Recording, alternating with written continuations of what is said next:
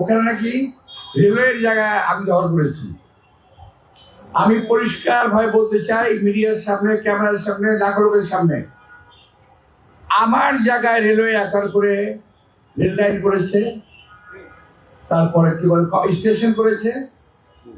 আমার বাড়ির সামনে যে রাস্তা দিয়ে নির্বাচন করতে যান সাহেবরা, আউটার সার্কুলার রোড নির্বাচন করতে যে রাস্তা দিয়ে হাঁটেন যান, যে রাস্তা দিয়ে কিংবা ফ্লাইওভারে উঠেন, এটা আমার পৈতৃক সম্পত্তি।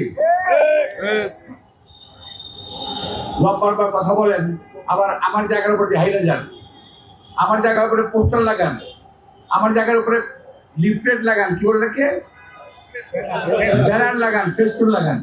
আমি তো কিছু বলি নাই, আপনাদের ব্যানার পিছনে পাহারা দিয়ে রাখি যাতে না ভাঙে, কারণ ভাঙলে বলবেন যে আব্বাস সাহেব ভেঙে দিয়েছে। আব্বাস সাহেব অপকর্ম করে না, বরং আপনারা আমার লিফলেট ফেস্টুন ভাঙতেছেন। এই কাজগুলো করেন না। নির্বাচনে সুষ্ঠুভাবে হতে দেন। জনগণ অনেক কষ্ট করে ভোটের অধিকার আদায় করেছে। জনগণ অনেক কষ্ট করে নির্বাচন, জনগণ যাতে ঈদের উৎসব নিয়ে ভোট সেন্টারে গিয়ে ভোট দিতে পারে, এই ব্যাপারে সাহায্য করেন।